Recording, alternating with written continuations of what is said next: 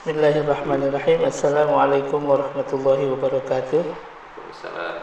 Sahabat Muslim, pemirsa kajian senja kampus Masjid Al-Ummah yang kami hormati. Alhamdulillah pada hari ini, di kajian senja pada hari ini, kembali kita bisa mendengarkan tausiah singkat yang akan disampaikan oleh pembina kampus Masjid Al-Ummah, Bapak Dr. Andes Kiai Haji Mustafa Kamal. Assalamualaikum Ustaz. Waalaikumsalam. Bagaimana kabarnya Ustaz di hari ini? Alhamdulillah baik, sehat. Alhamdulillah, syukran. Baik para pendengar kajian senja, sahabat muslim semuanya, pada hari kemarin kita sudah sama-sama mendengarkan tausiah tentang orang-orang atau orang-orang mukmin yang paling beruntung. Kemarin sudah dijelaskan ada beberapa orang yang paling beruntung. Salah satunya sudah dijelaskan dari di hari kemarin, dan sore hari ini kita akan kembali mendengarkan siapa-siapa saja yang orang-orang mukmin yang dikategorikan paling beruntung tersebut.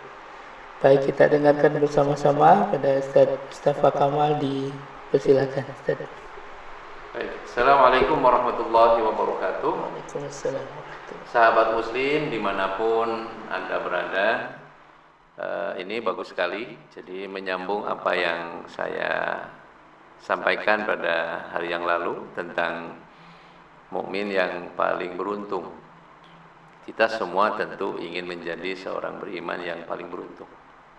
Walaupun sesungguhnya setiap orang yang beriman tidak ada yang merugi, ya, pasti beruntung di mata Allah itu. Tapi kita harus mengejar yang paling beruntung itu yang bagaimana. Bagian pertama sudah saya sampaikan, yaitu dalam surat Al-Mu'minun ayat 2, ayat 1 dan 2, yaitu mereka itu khusyuk di dalam sholatnya.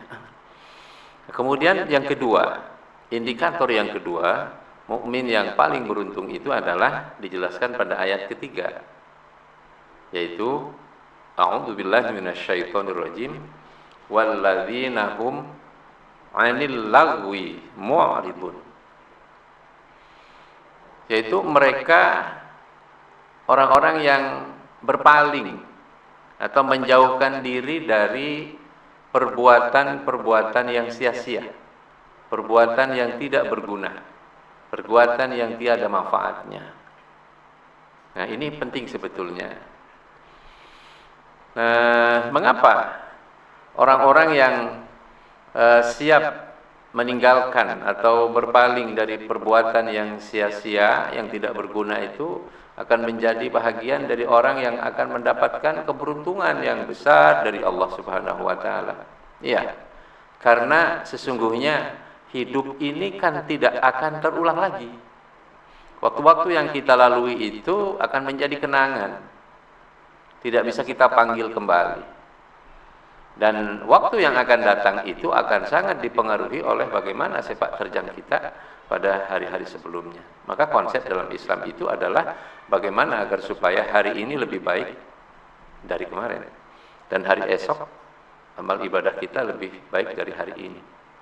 Nah, orang-orang mukmin yang betul-betul memahami tentang pentingnya masalah waktu ini, dia akan selalu melakukan sesuatu itu yang terukur manfaatnya, sesuatu yang berguna, dan dia akan menghindarkan dari sesuatu yang sia-sia. Sebab setiap yang kita lakukan itu paling tidak kan pertama membutuhkan waktu, kemudian yang kedua membutuhkan tenaga, yang ketiga adalah membutuhkan pikiran, dan boleh jadi mungkin juga membutuhkan biaya. Jadi apapun yang kita lakukan sebetulnya kita akan menghabiskan beberapa hal itu.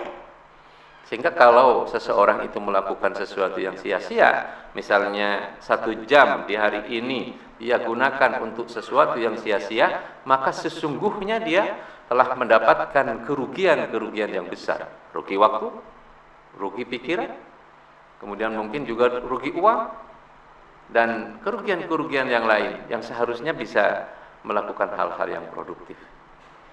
Oleh karenanya maka ayat ini sungguh sangat tepat sekali. sangat tepat sekali untuk kita kaji, untuk kita pelajari, dan kita ambil inspirasi sebagai sebuah pembelajaran yang kemudian setelah kita paham, kita bikin agenda-agenda dalam kehidupan ini agar semua agenda kehidupan kita itu betul-betul bermanfaat. Sehingga nanti akan lahir sebuah komitmen dalam hidup kita bahwa program-program kita itu bermanfaat. Bahkan prospektif. Artinya bermanfaat hari ini, kemudian juga mempunyai prospek ke depan. Nah, inilah makanya pentingnya ilmu. Maka pantas dalam Quran kemudian Allah menjelaskan, Allah mengangkat derajat seseorang itu pertama karena imannya, yang kedua karena ilmunya.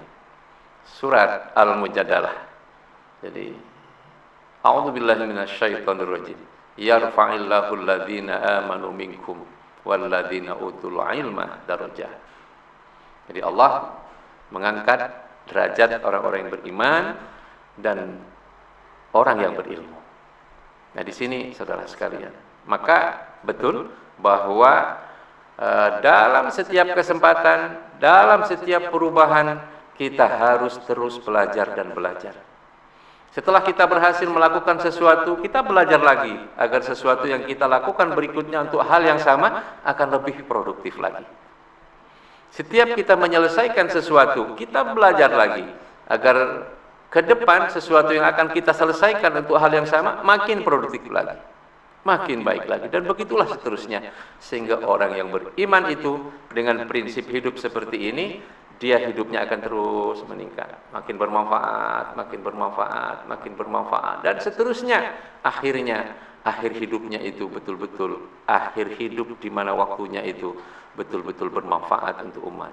Sehingga menjadilah ia seperti yang dijelaskan hadis Nabi, khairukum khairun nas anfa'uhum linnas. Jadi sebaik-baik manusia itu adalah orang yang paling banyak manfaatnya untuk manusia. Nah, saudara, sahabat muslim yang dirahmati Allah, mudah-mudahan dengan tambahan penjelasan yang kedua ini kita semakin mantap bahwa kita dalam bulan Ramadan ini sebetulnya sedang ditarbiyah oleh Allah untuk menjadi manusia yang produktif, manusia yang siap untuk menjauhkan dirinya, meninggalkan semua hal yang tidak bermanfaat, semua perbuatan yang tidak bermanfaat, yang sia-sia dalam kehidupan kita maupun untuk orang lain. Demikianlah, mudah-mudahan ini bermanfaat.